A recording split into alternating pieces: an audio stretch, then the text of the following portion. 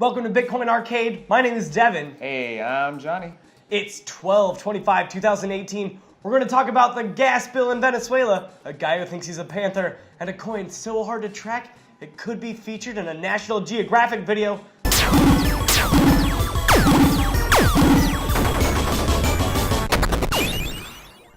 Johnny, how is the coin of bits this week? At the time of filming, Bitcoin was being traded at 9,700. What an interesting week we had. Bitcoin had a short run up to about $12,000, but was stopped dead in its tracks and sent back down as low as 9,300. It seems to be unsure if it wants to be bullish or bearish in the short term. All eyes are currently on Bitcoin as people wait for Bitcoin to make its mind up. All right, what does that mean for our altcoin friends? Many altcoins seem to want to be bullish, but they're waiting for their big brother Bitcoin to make its first move. Right now is a crucial time since so many other coins' prices depend on Bitcoin to succeed. Hopefully, we'll see the outcome here in the next week. I'm at the edge of my bouncy ball with anticipation, Johnny. What has happened in Bitcoin news this week? In other news, last week, Venezuela reportedly announced and went through with its first stage of its crowd sale for their oil-backed cryptocurrency named the Petro. The private pre-sale of about 38 million tokens priced at $60 US. If successful, the sale would bring in about $2 billion into the third world country. The crowd sale raised about $735 million in its first 20 hours since going live. Venezuela does export a lot of gas. No, but seriously, this seems really great for a country as poor as Venezuela, but how will this play out in world politics? The creation of the Petro could serve as a bypass to U.S. sanctions on Venezuelan politics, which, if successful, could serve other nations subjected to U.S. sanctions like North Korea or Iran. The U.S. has warned that investors seeking to participate run the risk of facing possible consequences and will have to do so at their own risk. Venezuela also promoted and officially endorsed the use of cryptocurrencies nationwide as accepted forms of payment. This could be the first case use of decentralized cryptocurrency used on a national level. If the U.S. gets mad, I'm going to put all my Petro in a Monero lifeboat and sail to North Korea, Johnny. Up next, Nerd Thing. What's up, ladies and gentlemen? I am Boogie2988 coming at you live through the power of the internet. And today's the big one, Devin. Today we're talking about El Negro Pantero. El Negro Pantero. Black Panther. Black Panther is better than Guardians of the Galaxy. And if you disagree with me, you're racist. What? I don't think I'm racist. Devin's racist. I'm not racist. I'm pretty sure. I checked this morning. But here's the thing.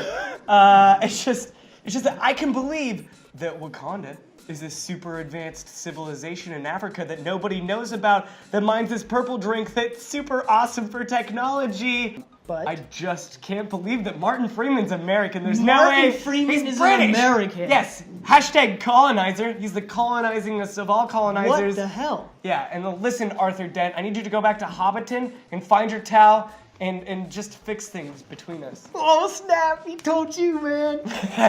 Got him. Yeah, gotcha. Got him. I actually do agree with you. It is a really good movie. It's And why do amazing. you think it is such a phenomenon? Why is it so amazing? I was thinking about it while I was watching it, and the one thing that stuck out to me was Wakanda specifically are still very steeped in tradition and very knowledgeable of their history, and they live their lives by these ideals. On some sort of level, this movie really speaks to being able to advance technologically and still keep yourself rooted.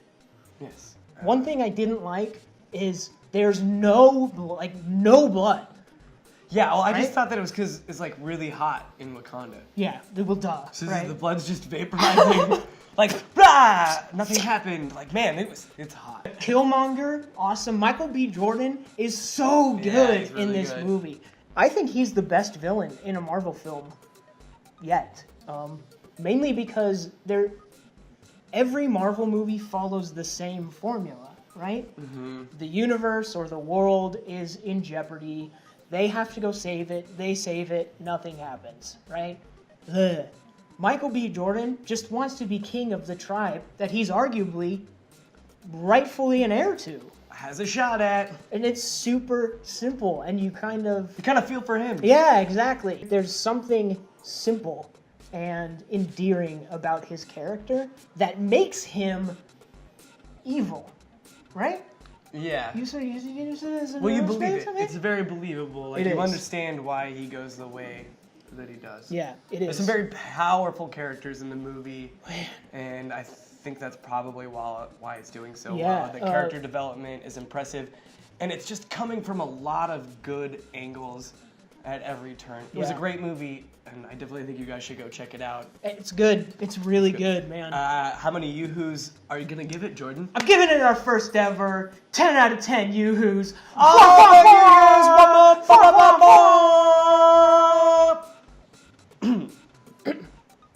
And that's going to be it for Nerd Thing, Devin. See you guys next week. Turn around every now and then and get a little bit closer. Turn around. Welcome to Altcoin of the Week. This week, Monero. Monero currently has a market cap of about 4 billion and a circulating supply of about 15 million. Monero is secure, private, and untraceable cryptocurrency. It is open source and accessible to all. With Monero, you are your own bank. Only you control and are responsible for your funds. Your accounts and transactions are kept private from prying eyes. Keep it secret. Keep it safe. Monero is untraceable. Sending and receiving addresses as well as transacting amounts are obfuscated by default. Transactions on the Monero blockchain cannot be linked to a particular user or real-world identity. Also, it has been in the news lately for integrating itself into other platforms, like the LA Times website, for instance, where Monero script was injected into their website and used to mine XMR on some of the LA Times time, as we'd say. It's like a Klingon. Get up my back, Worf. Despite all this, Monero seems to be the one of the coins that did not lose their appeal after the February correction of the markets. The reason for this is most probably the hard fork effect. This time, ahead of the Monero V digital asset, XMV, the news made Monero rise over the past days to regain the levels of $300. The hard fork is expected around mid-March. It seems like a lot like the LTC or Litecoin fork because it promises to award 10 Monero V coins for every Monero held. Monero has taken years to go to triple-digit prices. Now the most bullish predictions see Monero rising easily to 2,000, independently of Bitcoin. While there are other anonymous coins, the Monero project seems to have established itself as the go-to digital asset for untraceable transactions. Hey guys, thanks for watching Thank Bitcoin, you. and we'll see you next week.